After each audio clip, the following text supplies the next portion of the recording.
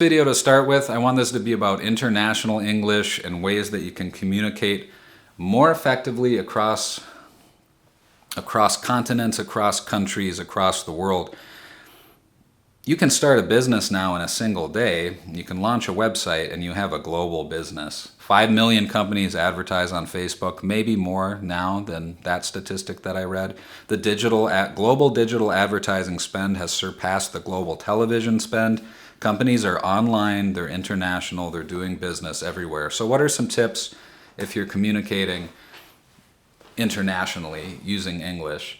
And this goes across the board almost for business communication. Use short, clear, easy to understand sentences. Declarative sentences mostly. You don't want too much repetition. You want your language to sound organic, and we'll get to that in another video. But for now, short, clear sentences. And this is really interesting. Average sentence length has gone down over time. If you look at studies from the digital humanities, I don't have that data up right now. If you look at studies from the digital humanities that has tracked, say, average sentence length and published works of literature over time, average sentence length has gone down.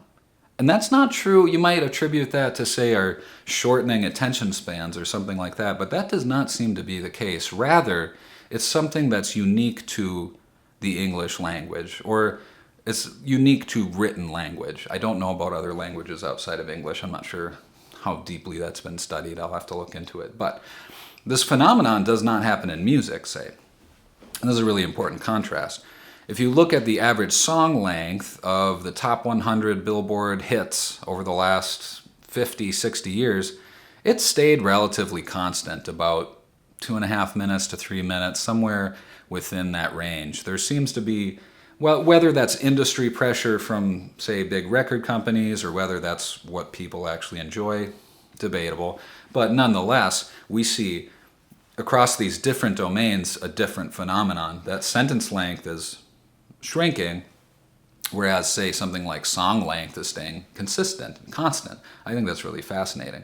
So nonetheless, average sentence length in English, works published in the English language have dramatically decreased, like average of 50 words per sentence in Elizabethan times to, say, present day, where the average might be between 15 and 20 words per sentence. And so, right, you don't want to talk down or condescend. You don't want to dumb down, let's say, your language, but you don't want to have these run-on sentences. You don't want to have sentences that are just packed full of different nouns and ideas and joined together by semicolons. It's like, communicate ideas clearly. And let's talk about organization.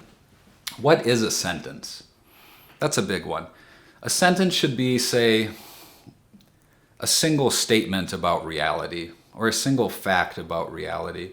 Or sometimes they can be transitional, but for the most part, it's an attempt to identify a truth in the world. A singular sentence is that.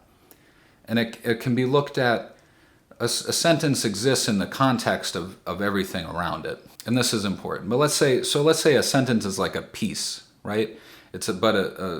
A sentence is a piece of a paragraph. A sentence is a piece that makes a paragraph. And your average paragraph length in contemporary work seems to be around 3 or 4 sentences almost universally. Whether you're writing for the web or writing for the press, I don't see a lot of variation in that necessarily. You'll see a lot of variation in academic texts or something like that, where you have these really dense philosophical jargon and stuff like that. A sentence is a piece of a paragraph, and together that should make sort of it's a complete conceptual entity with a beginning and an end, or a transition that leads into the next idea. So you're trying to create flow throughout your writing. You're trying to structure your ideas in such a way that they can be easily interpreted and, say, tell something to your audience.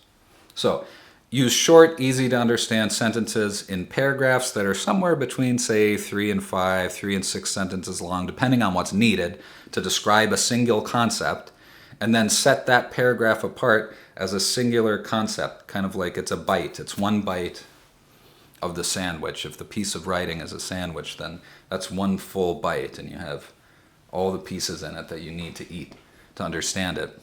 I don't know if that's a good analogy, but we'll work on that one. So avoid international English. Tip number 2, avoid jargon and idioms, and even only use technical language if it's required for the recipient of your message, of your writing, to understand what you're talking about. You don't want to like over technicalize something. Speak to your audience, avoid jargon, avoid idiom. So I hear this all the time, like sports metaphors in business communication, and it's really it excludes people. You hit a home run with that project. You don't really want to do that. Okay, you're working with a client in another country. They don't play baseball. It's not gonna make sense. It's kind of rude.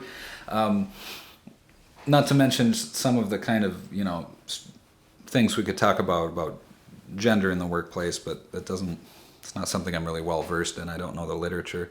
So same thing, avoid flowery or confusing, long-winded kind of language. It's okay to play with language and to have fun with it, and sometimes throw in a little dash of spice, make it interesting. A word that you might not, sartorial.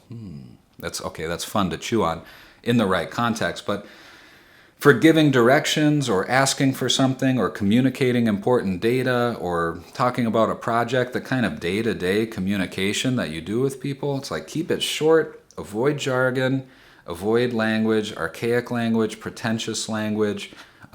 Keep it simple. This is kind of like standard English. The way we communicate is, I use the terminology dumbed down, but it's not quite what it is. It's just clear and brief. It's brief and to the point. Short sentences, meaningful, impactful sentences that get the significance of the speaker's idea across to the other person. Okay, third tip for international English today, or international writing, is and this has to do with audience again, really, be aware of differences in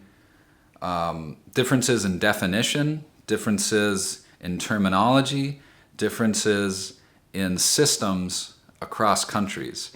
So the standard date system in Canada has a different order than it does in the US. So 2/3/2019 means February 3rd in the US, but in Canada this would be like March 2nd, going from the smallest unit, the day, to the month, to the year.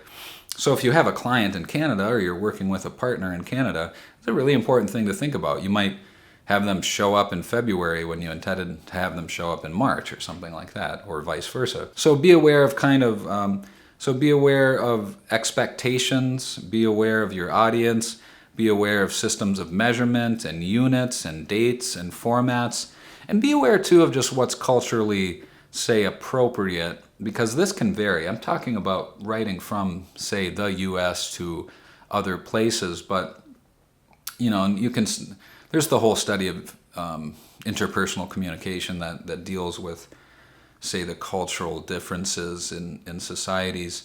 I think about time zones too. It's like in Japan it might be standard to work 80 hours a week, so do you want to email your customer about how you're going to go play golf?